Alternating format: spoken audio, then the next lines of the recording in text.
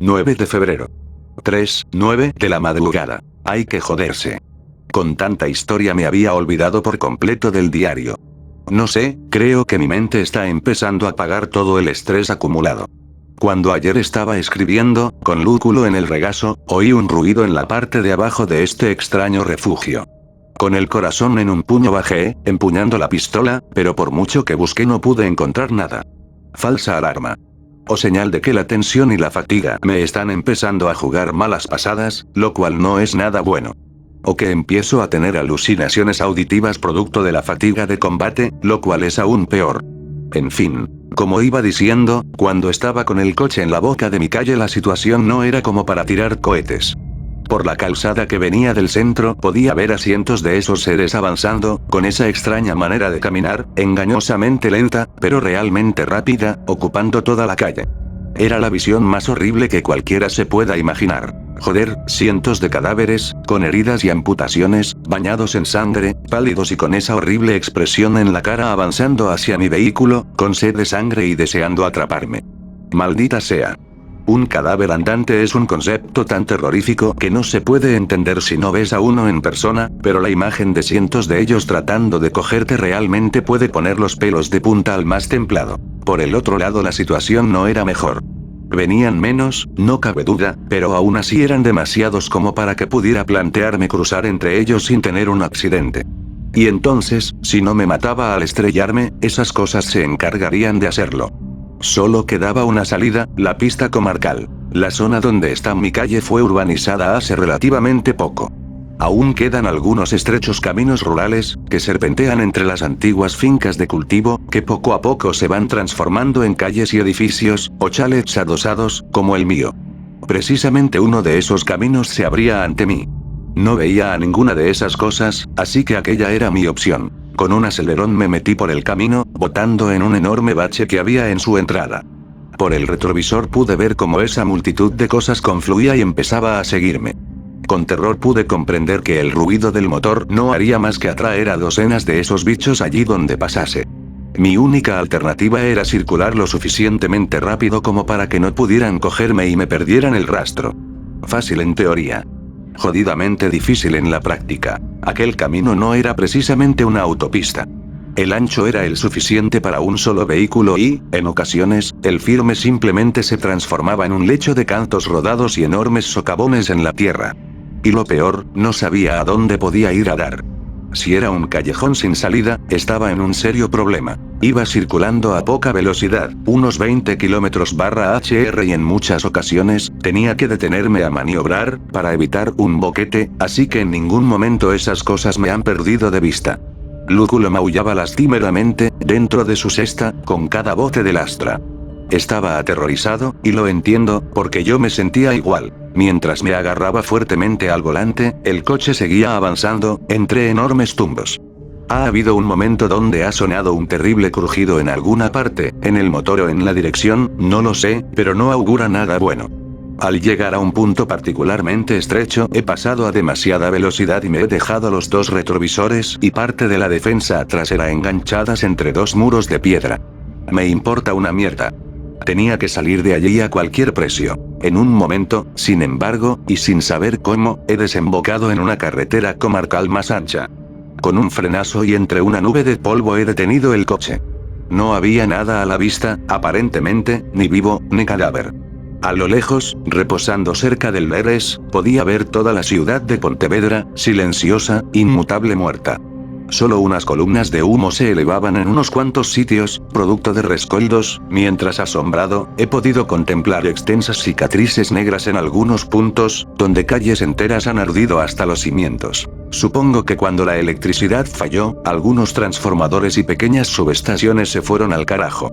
Eso debe haber provocado algunos incendios. Y no había nadie para combatirlos. Joder, solo se oía el ronroneo de mi motor. Sacudiendo la cabeza, y mientras la nube de polvo se posaba, he colocado la cesta de Lúculo en el asiento del copiloto correctamente, mientras le susurraba algunas palabras para tranquilizarlo. No tenía tiempo en esos momentos de acariciarlo. Tendría que aguantarse un rato. En ese momento tenía que decidir a dónde ir. Súbitamente caí en la cuenta. Ya sabía dónde estaba. Era la puñetera carretera secundaria que había tratado de utilizar para salir de la ciudad hacía casi un mes. Aquella misma donde un control no me había dejado continuar. Bueno, no era probable que me volviese a encontrar con un control. Y si por casualidad me encontraba con uno, los cubriría de besos, con tal de que nos acogiesen a mí y a Lúculo bajo su protección. Ya había desempeñado el papel de llanero solitario demasiado tiempo. Tras rodar un par de kilómetros por la carretera desierta, no he visto absolutamente a nadie. Ni un alma, aparte de dos figuras podridas y tambaleantes que divisé a cierta distancia, en el borde de un campo de maíz. Había un pequeño río entre ellos y la calzada, por lo que no han podido seguirme, pero es solo cuestión de tiempo que aparezcan más de esas cosas. Finalmente he pasado el punto donde estuvo instalado el control. Solo unos bloques de cemento recordaban la presencia de las tropas allí. Posiblemente los habían dejado cortando la carretera, pero alguien, más tarde, ha movido parte de ellos para dejar libre el paso. Aún se pueden ver los restos que dejó el cemento al ser arrastrado sobre la calzada. ¿Quién los movió, con qué lo hizo y hacia dónde iba o iban es algo que desconozco? Como tantas cosas, he seguido rodando unos cuantos kilómetros, cada vez más preocupado. Pronto llegaría al empalme con la carretera general. Y eso implicaría más casas. Y más coches, posiblemente cruzados de cualquier manera en la calzada. Y más de esas cosas, muchas más. Esta comarcal atravesaba una zona particularmente vacía en el entorno de la ciudad, pero era la excepción. El resto está densamente poblado, por lo que tiene que haber miles de cadáveres. Además, no me podía olvidar de la enorme multitud que me venía siguiendo. Muchos se perderían por otros caminos o se pararían, pero no me cabía la menor duda de que unos cuantos llegarían hasta ese punto. Además, estaba anocheciendo. La noche es muy oscura, sobre todo en un entorno urbano, cuando no hay alumbrado eléctrico. Oscura como el fondo de un pozo. En esas condiciones, continuar sería un suicidio. Tenía que encontrar dónde refugiarme, y rápido. Cuando ya estaba desesperando de encontrar algo, súbitamente, lo vi. Era perfecto. Sobre una pequeña colina, en medio de un campo cubierto de altas y espesas plantas herbáceas, cestas, le llaman los lugareños, podía adivinar un tejadillo naranja. Suspiré de alivio. Los conozco bien. Son las subestaciones de bombeo del gaseoducto que cruza Galicia de norte a sur, para dar suministro a las principales ciudades. Podría valer. Con un suave giro de volante me metí en el camino que subía a la colina. A medida que me acercaba, este se iba haciendo más estrecho, comido por las plantas en sus bordes. Casi me doy de bruces con la valla, alta, de tela metálica. Solo se veía la puerta, el resto del perímetro estaba absolutamente cubierto por una capa de al menos 15 metros de una densa vegetación. Es imposible llegar a la valla a menos que te abras camino a través de esa selva a golpe de machete, cosa que dudo que esos monstruos puedan hacer. Así que solo se puede acceder hasta aquí por el camino y este ni siquiera se ve muy bien. Era estupendo para pasar la noche. Afortunadamente, la valla tenía un simple pestillo y no un candado. Enrollado en torno al pestillo había dos simples vueltas de alambre, sujetándolo en la posición de cerrado. Era bastante chapucero, pero lo suficientemente complicado como para detener a cualquier ser que no fuera un humano. Tras atravesar la cerca y volverla a cerrar detrás de mí he llegado hasta la caseta. Es pequeña, muy pequeña, poco más que el tamaño de una habitación, pero es sólida y carece de ventanas. Tiene una puerta metálica cerrada con llave, pero tras unos cuantos minutos de forcejeo con la palanqueta que tenía en el maletero he conseguido forzarla. El interior es oscuro y polvoriento, solo iluminado por un haz de luz proveniente de una claraboya en el techo y la que entra por la puerta. En medio de la estancia se pueden ver unas cuantas tuberías, manómetros y contadores. Esta subestación tenía como finalidad la purga de aire de los conductos. No sé si queda gas en ellos o no, pero desde luego, no pienso averiguarlo. No voy a tocar esos chismes por nada en el mundo. Lo último que me faltaba era autogasearme o volar por los aires. Me he instalado cómodamente en el interior y he dormido casi 12 horas de un tirón. Era la primera vez en semanas que podía descansar sin oír el permanente golpeteo y ruido de esas cosas. Es fantástico. Llevo aquí desde entonces y da la sensación de que podría quedarme aquí para siempre, pero no es nada cómodo. Además, el agua se está agotando, me queda poco más de medio litro. Y empiezo a tener sed. No puedo permanecer aquí más tiempo, eso está claro. Pero he podido pensar. Y ya sé cuál va a ser mi próximo movimiento. 10 de febrero. 12, 11 de la tarde. Antes de que todo esto empezase yo era un tipo escéptico con respecto al destino. Pensaba que las señales, los presagios eran solo producto de fábulas y tonterías de vieja. Ahora, esta mañana, mientras estaba mirando pensativamente las llaves del barco de Miguel, ya no estaba tan seguro de eso. Quizás el hecho de que insistiese tanto en lo de su barco era una señal. Al fin y al cabo, si todo el mundo se había ido al infierno en cuestión de semanas, en una versión despiadada del apocalipsis, las señales divinas no estaban fuera de lugar. Estaba en el tejado de la subestación, dejándome acariciar por los rayos de sol matutinos. Estos últimos días ha subido un poco la temperatura, pero a cambio, los cielos se han ido encapotando, así que cualquier momento es bueno para sentir la luz solar. Después de tantos días de horror y encierro se agradece profundamente. Tengo un plan. Y ese plan pasa por hacer exactamente lo que le dije a Miguel que era absolutamente imposible de hacer, esto es, entrar en la ciudad y llegar hasta el puerto deportivo en la avenida de Orillamar. Desde allí, hacerme con su barco y poner rumbo hacia un sitio que creo que todavía debe ser seguro y donde, si no me equivoco, tiene que haber electricidad, agua, comida y gente. El paraíso, en estos momentos. Pontevedra está situada en el fondo de la ría del mismo nombre. En esta ría, que en su punto más ancho puede tener unos 20 kilómetros de orilla a orilla, existe una isla, la isla de Tambo. Esta isla ha sido a lo largo de los siglos, y sucesivamente un poblado celta, un oratorio sueco, un monasterio medieval, un lazareto y desde hace un montón de años, un polvorín militar perteneciente a la cercana base naval de Marín. El polvorín lleva vacío muchísimos años, creo que desde los 70, y la isla ahora forma parte de un parque natural.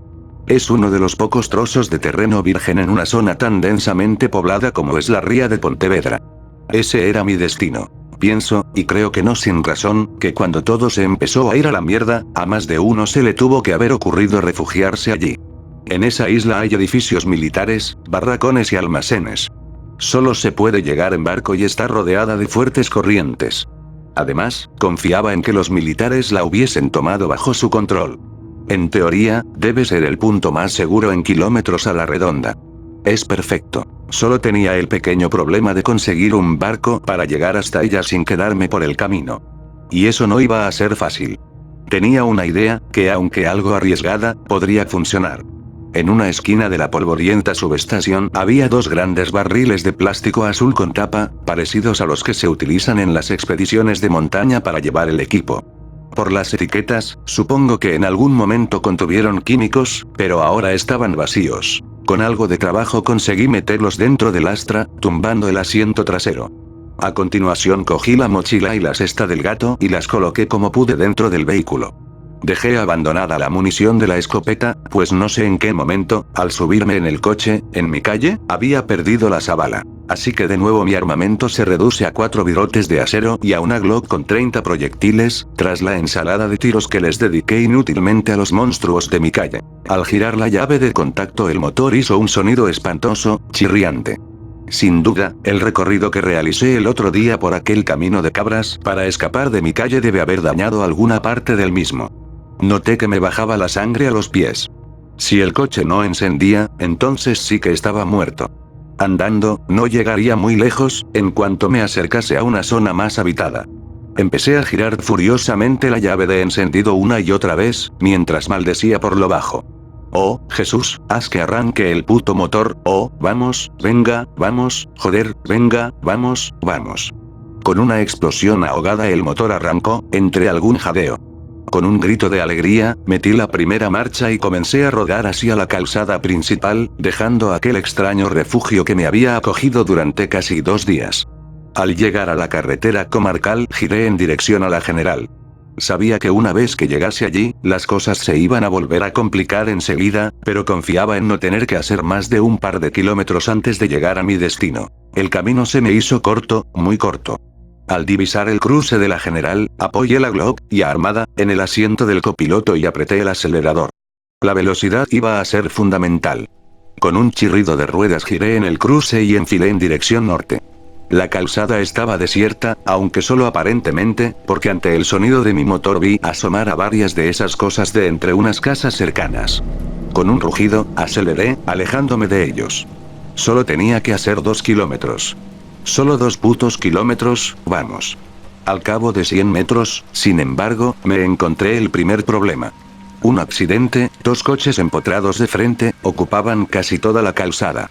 Manchas de sangre rodeaban toda la escena, aunque no se veía ningún cuerpo. Solo me quedaba un estrecho paso por el arcén izquierdo. Maniobrando con cautela, para no quedarme atascado, enfilé el vehículo por el estrecho paso. De súbito, un golpe brusco en la ventanilla del copiloto. 2 manos, seguidas de un cuerpo aullante, salidas no sé de dónde, golpeaban insistentemente mi ventanilla, con las palmas abiertas. Casi se me sale el corazón por la boca. Joder. Temblando de miedo conseguí dejar atrás a esa cosa, mientras pensaba en mi siguiente movimiento. 1 kilómetro más. He visto varios coches abandonados en la calzada o estrellados. Algunos presentan restos de sangre, otros parecen haber sido dejados allí por sus dueños en un momento de pánico o de locura, no lo sé. Más de esas cosas por todas partes. Ni un solo ser vivo a la vista. 500 metros para el desvío. Ya casi hemos llegado. 300 metros. 200. De repente, no sé de dónde, han aparecido 2 de esas cosas en medio de la calzada, una mujer y un hombre. No me ha dado tiempo de esquivarlas y las he arrollado. El cuerpo del hombre ha rebotado encima de mi defensa y se ha estampado contra el parabrisas, reventándolo. He pegado un frenazo de golpe, cuando he dejado de ver a través de la luna completamente astillada. El hombre ha rodado delante del coche, con la inercia del frenazo. A la mujer, creo que le he pasado por encima. El puto coche se ha calado. He tratado de encenderlo de nuevo, pero el motor está mudo y el salpicadero es una constelación de luces rojas. No hay nada que hacer. Está caput. Es curioso, pero lo que se me ha venido a la cabeza en ese momento es que ya no tengo que cambiarle el aceite. Joder, de locos. He salido del coche. Estoy a solo 100 metros de mi destino, puedo verlo. Me he puesto la mochila y he cogido la cesta del gato. Con un ojo puesto en todas partes, he abierto el maletero para arrastrar fuera los 2 bidones. Los 100 metros que faltan son cuesta abajo, así que los bidones harán el camino solos, rodando. Los he mandado cuesta abajo, de una patada. A continuación he empezado a andar. El hombre se estaba levantando en ese momento, con un aspecto horrible, tras mi atropello. Era mayor, de unos 60 años.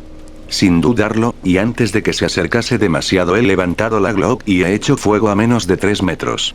La primera bala le ha atravesado el esternón, pese a que apuntaba a la cabeza. Solo con el segundo disparo, casi a bocajarro, le he acertado en la cara. Es un espectáculo que me perseguirá el resto de mis días. No quiero ni recordarlo. Una vez que el cuerpo cayó, me he girado para ver a la mujer. Sigue tumbada en el suelo. Quizás le he roto la espina dorsal, no lo sé, pero no me pienso quedar aquí. Más de esas cosas continúan apareciendo. He bajado la cuesta casi tropezando y he llegado junto a los bidones, a mi destino. Perfecto. El embarcadero fluvial del Leres.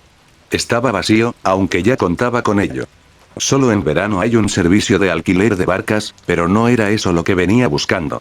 Desde este punto, y corriente abajo, el río discurre a través de toda la ciudad hasta desembocar en la ría, justo donde se encuentra el puerto deportivo, y mi salvación.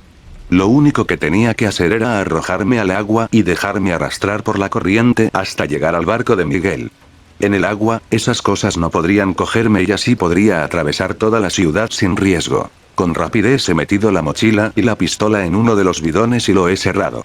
En el otro he metido la cesta de lúculo, que vuelve a estar maullando desconsoladamente.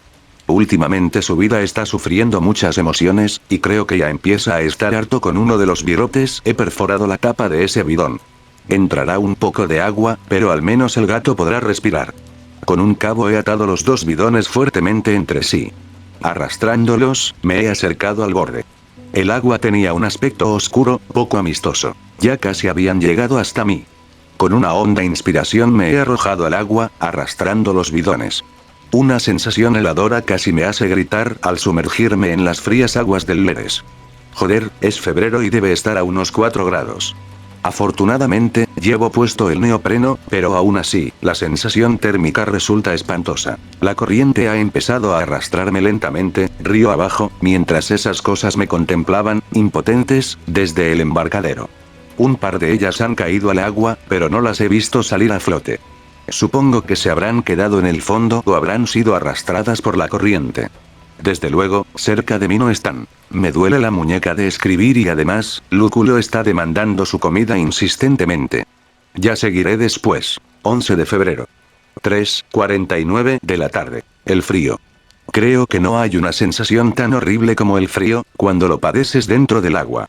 Notas como tus músculos se contraen, como tus dedos poco a poco dejan de responder, mientras miles de pequeñas agujas se van clavando lentamente en todo tu organismo. Es horrible. Cuando recorté la capucha de mi traje de neopreno, hace lo que parece 1.000.000 de años, no pensé en ningún momento que fuese a volver a usarlo alguna vez para meterme en el agua. Ahora, por el cuello recortado, me estaban entrando raudales de agua helada del río mientras Lúculo y yo nos deslizábamos corriente abajo. Todo el aislamiento que me podría proporcionar la gruesa capa de neopreno quedaba de esa manera seriamente limitado. La corriente del río en ese punto era lenta, perezosa. No había tenido en cuenta que tan cerca de su desembocadura, el efecto de la marea alta ralentizaría mucho mi marcha, por el contraflujo de las aguas. Así, lo que pensaba que sería un sencillo recorrido de tan solo unos minutos, se estaba convirtiendo muy lentamente en una odisea que ya duraba más de hora y media. De todas formas, calculaba que ya debía de estar acercándome. En uno de los últimos tragos involuntarios de agua, comprobé que esta ya era salobre. El agua marina y la del río se estaban mezclando. Tenía que estar muy cerca de la desembocadura del Leves en la ría. El principal problema era que estaba anocheciendo. El sol en Galicia se pone muy pronto en invierno, pues a eso de las 6 de la tarde ya es de noche cerrada. Poco a poco la oscuridad iba cayendo sobre las aguas y mi visibilidad era cada vez peor. Eso le añadía una nueva dimensión al asunto, y nada buena, por cierto. Ahora corría el riesgo de que atravesando la ciudad a oscuras, pasase al lado del puerto deportivo sin verlo, y arrastrado por la corriente y la marea baja las aguas, me llevasen al corazón de la ría. Eso sería mi segura sentencia de muerte, ya que con esa temperatura del agua y sin nadie disponible para rescatarme, lo más probable es que acabase llegando cadáver a mar abierto o totalmente aterido y desamparado en una orilla, sin saber qué me podía aguardar 2 metros más allá. Lo más jodido de todo es que no tenía ni la más mínima idea de qué hacer al respecto. No se me ocurría nada. Poco a poco la oscuridad se fue adueñando de las orillas. Eso en parte me suponía la ventaja de que yo tampoco sería visible. De hecho, tras coger una bolsa de plástico que me encontré flotando a mi lado y taparme con ella parte de la cabeza, desde la orilla tan solo se vería un par de bidones atados y una bolsa enganchada a ellos. Basura a la deriva. Nada interesante. La tapadera perfecta. A medida que el río se iba internando en la ciudad, comencé a pasar por debajo de los puentes que comunicaban las dos orillas del Leres. El primero que me encontré era el que más me preocupaba. Era el que estaba en lo más alto de su curso y su distancia al agua era tan corta, que si una de esas cosas estaba sobre él y decidía saltar sobre mí, me atraparía con toda seguridad. Cuando pasé bajo él no me atreví a levantar la mirada. No sé si había algo o alguien sobre él, pero el hecho es que nadie me vio. Poco a poco las orillas se iban transformando en un paisaje urbano. Lentamente, edificios, calles y avenidas iban surgiendo a mi alrededor, a medida que el cauce avanzaba de manera perezosa. Las calles estaban desiertas, salvo por la presencia constante de esas cosas por todas partes. Docenas, cientos de ellos, algunos mutilados, otros cubiertos de sangre y bastantes de ellos aparentemente intactos vagabundeaban por las calles cercanas, en un perpetuo ir y venir. La imagen era aterradora, impactante, sobre todo por el silencio. Era un silencio total, absoluto, tétrico. No oía nada, salvo el rumor de las aguas al discurrir a mi alrededor. La ciudad estaba silenciosa, oscura. Muerta. Podía ver los efectos de toda esta mierda sobre ella. Coches abandonados en las calles, con las puertas abiertas. Accidentes de tráfico por doquier, a los que nadie les había prestado ningún tipo de atención. Algunos locales abiertos, otros con las verjas cerradas. Miles de papeles, bolsas y residuos revoloteando por las calles vacías. Ni una sola luz encendida, semáforos muertos, farolas apagadas y rotas. El viento silbando por las calles desiertas de una ciudad muerta. La imagen del vacío. La imagen de la devastación. La imagen del apocalipsis. Poco a poco, mi visión se fue reduciendo. Al cabo de unos minutos tan solo podía adivinar la forma de los edificios, que formaban una especie de cañón a mi alrededor. La ansiedad empezó a hacer mella en mí. Nunca me ha gustado estar en el agua de noche, sin saber qué es lo que hay a mi alrededor. Agarrado a los bidones, mis ojos trataban de perforar las tinieblas, buscando adivinar cualquier amenaza, real o imaginaria, que me acechase. Mi imaginación, enfebrecida, galopaba de manera desbocada. 30 veces creí haberme pasado de largo el puerto deportivo y las 30 eran falsas alarmas. Sin embargo, súbitamente la forma fantasmal del club náutico fue surgiendo delante de mí, iluminada de forma tenue por la luz de la luna. Iba a conseguirlo, joder. El Club Náutico de Pontevedra, un edificio instalado sobre una estructura de pilotes, en la orilla del Leres. Tratando de chapotear lo menos posible, empecé a mover mis entumecidas piernas para dirigir la deriva hacia esos postes. De ahí, tenía pensado subirme a los pantalanes, pasar al lado de mi Zodiac e ir hasta los amarres del fondo, donde estaba fondeado el barco de Miguel. Era pan comido. 3 minutos, a lo sumo. Con un esfuerzo titánico, después de 2 horas en el agua, mis brazos dormidos no querían ayudarme a subir al pantalán. Cuando por fin lo conseguí me quedé tumbado como un pez jadeante, absolutamente exhausto, sobre el pontón de madera. Si en ese momento, una de esas cosas hubiese aparecido por allí, podría haberme merendado en cuestión de segundos. No podía ni mover un dedo, y menos aún, defenderme. Con los ojos cerrados, tumbado a lo largo, traté de aguzar el oído. No se oía absolutamente nada. Bien. Con esfuerzo me incorporé y subí los bidones al pontón. Lo primero de todo, lúculo. Saqué su cesta del bidón y con mis dedos ateridos luché con el cerrojo de la portilla. El pobre estaba asustado, confuso, hambriento y mojado, pero vivo, al fin y al cabo. Creo que mi pequeño amigo se ha ganado un premio.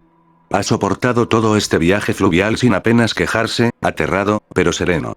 Buen chico. Con la mochila en la espalda y la cesta en la mano, comencé a andar hacia el barco.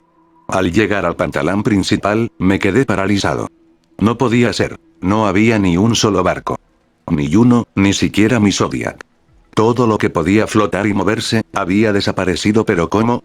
Caí de rodillas, absolutamente agotado, incapaz de pensar, bloqueado ante la situación.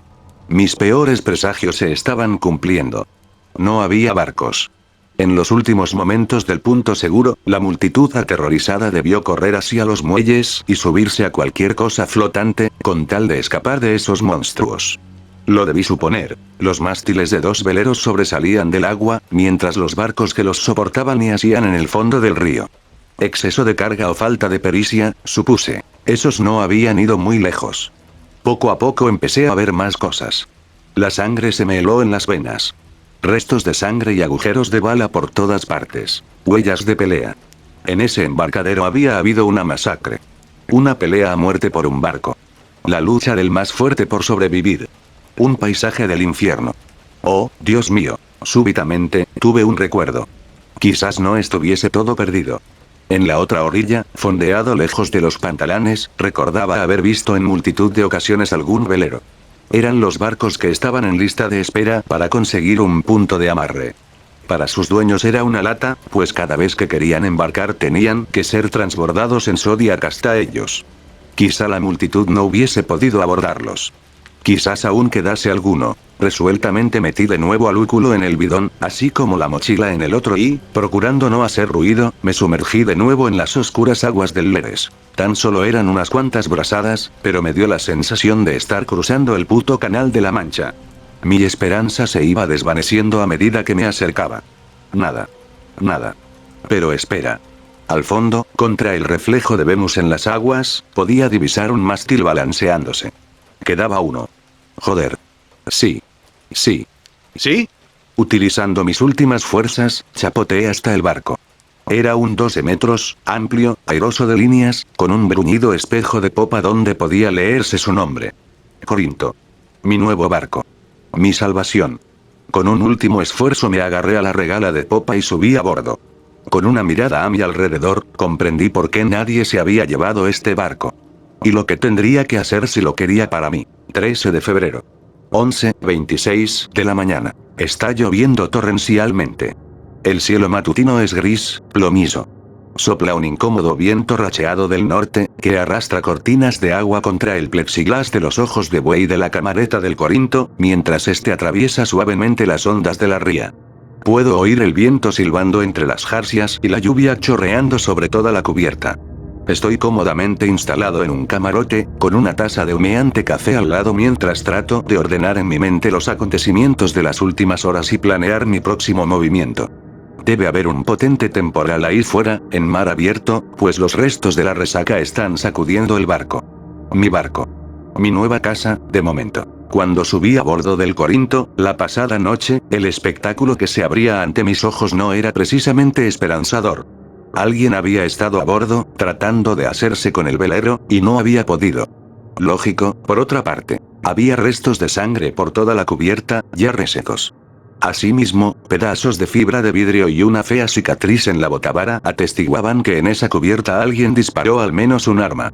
Me pude imaginar la escena perfectamente. La noche en que cayó el punto seguro, mientras miles de esas cosas inundaban en oleadas las líneas de defensa, los civiles refugiados en su interior debieron sentir pánico. Los barcos, amarrados en el puerto, parecían la salida lógica, así que cientos de personas debieron precipitarse hacia ellos.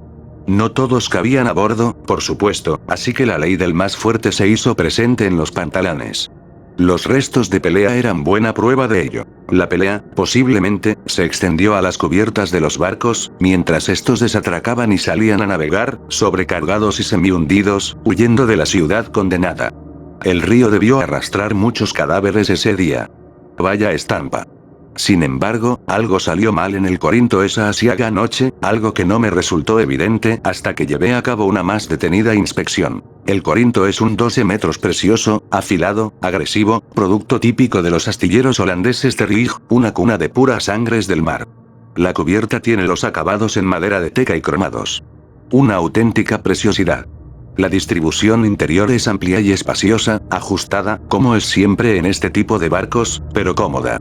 No podía entender por qué esa preciosidad aún estaba amarrada cuando hasta el bote del vigilante del puerto, una vieja barcaza de madera, había desaparecido. Pronto lo comprendí. Al no estar amarrado en los pantalones, sino fondeado en la desembocadura del río, el Corinto estaba sujeto al fondo limoso del Leres por su ancla. Esta, en vez del corriente cabo de fibra y nilón, estaba sujeta por una cadena. Hoy en día casi no se utilizan cadenas de ancla en los veleros, por su peso excesivo, y se suele preferir un tipo de cabo similar a las cuerdas de los escaladores para sujetarlas, ya que su resistencia a la tracción es muy alta con respecto a su peso y volumen. Sin embargo, el anterior dueño del Corinto debía ser un tipo chapado a la antigua, porque su barco aún usaba cadena para sujetar el ancla. Al pesar más, para jalar el ancla tenía que usar un pequeño motor eléctrico situado junto al escoben de proa, el hueco por donde entraba la cadena a medida que ésta iba siendo recogida. En la noche de locos en que el punto seguro cayó, un número indeterminado de personas debió abordar el velero con intención de escapar con él, asiéndose a la mar. Mientras parte de ellos se dedicaba a hacer fuego contra otros fugitivos, y a recibir disparos, tal y como atestiguaban la sangre y los agujeros de bala, alguien trató de levar anclas. Sin embargo, ese alguien no debía tener mucha idea, porque no tuvo en cuenta que el limo del fondo posiblemente tuviese las uñas del ancla profundamente sujetas. En vez de ganar cadena poco a poco, para situarse en subvertical y despegar así el ancla de la succión del fondo, que es la manera correcta de hacerlo, conectó el motor del cabestrante eléctrico a tope desde el principio. Este no pudo sacar el ancla con la cadena en diagonal y se empezó a recalentar hasta que finalmente, se quemó. Supongo que el tipo que lo manejaba estaba demasiado aterrorizado con todo lo que sucedía a su alrededor como para darse cuenta de que se estaba cargando el cabestrante. Después, fue demasiado tarde. Con el motor quemado era imposible levar el ancla. Alguien trató de cargarse el soporte a hachazos, el hacha y las marcas aún estaban presentes en el escoben de proa, pero lo único que consiguió fue deslaminar parte de la fibra de vidrio. La cadena no podía cortarse y el tiempo se les acababa. Un barco que no podía moverse no valía de nada, así que supongo que lo abandonaron por otro objetivo más útil. Fin de la historia. Ahora yo estaba en la cubierta del Corinto, pensando en cómo liberar el ancla del fondo para largarme de ahí antes de que saliese el sol. Tenía que conseguir ese velero a cualquier precio. Podía haber una manera, pero eso implicaba mojarme de nuevo.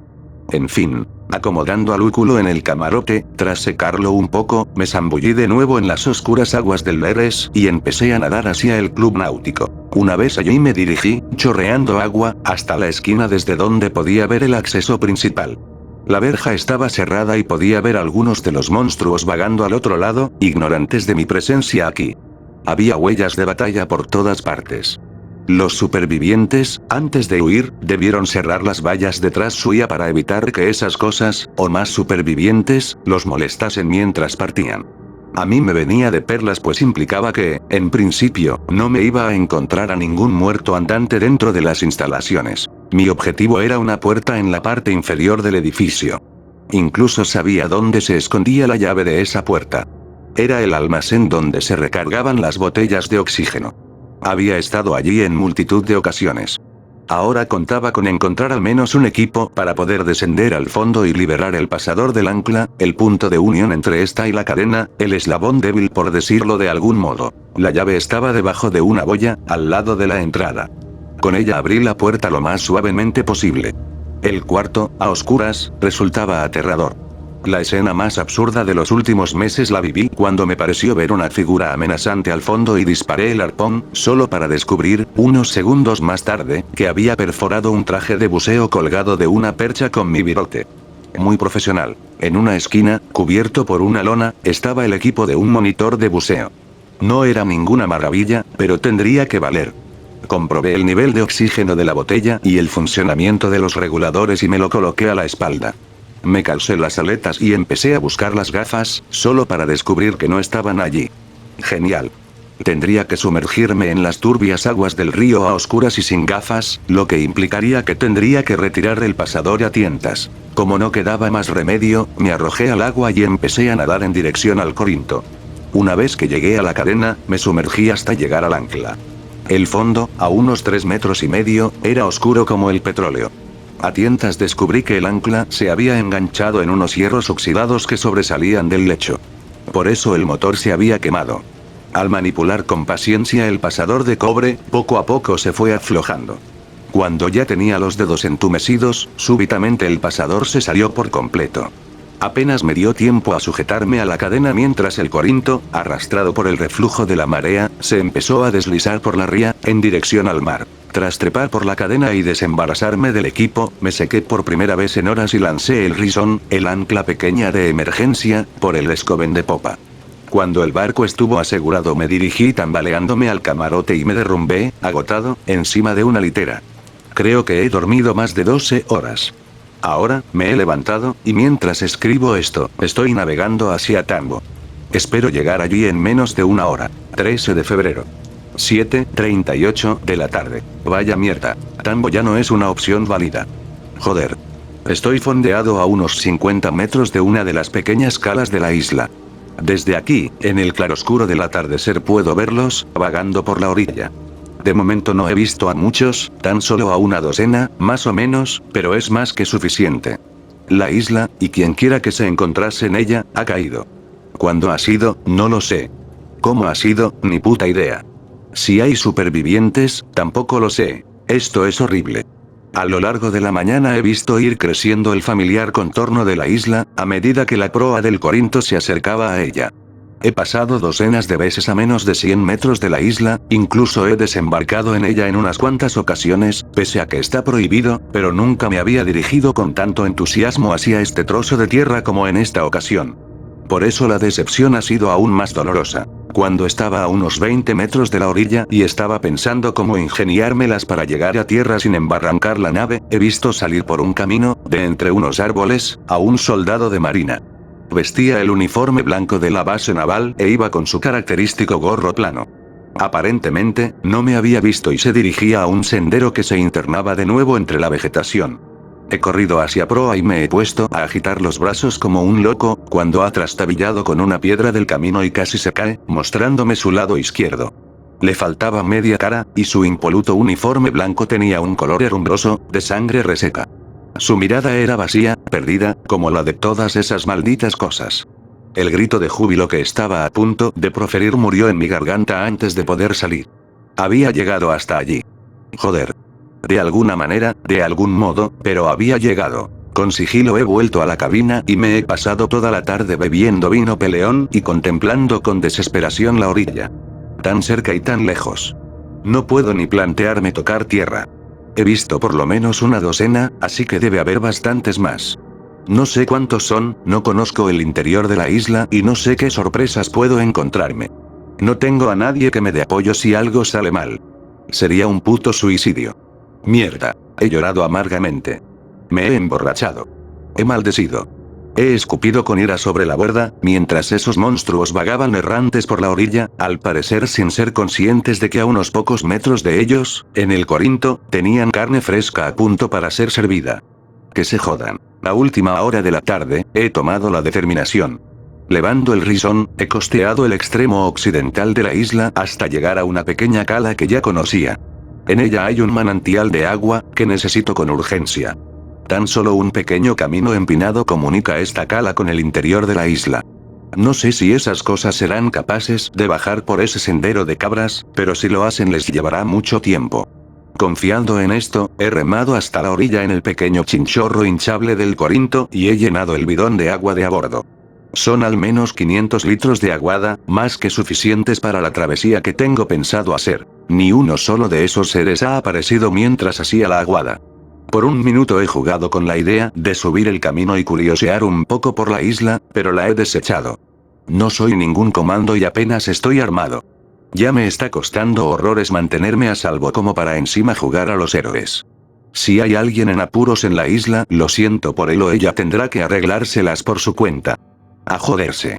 En este nuevo mundo solo el que pueda cuidar de su culo tiene posibilidades de ver el nuevo día. Remando con dificultad, he remolcado el bidón lleno de la aguada hasta el Corinto.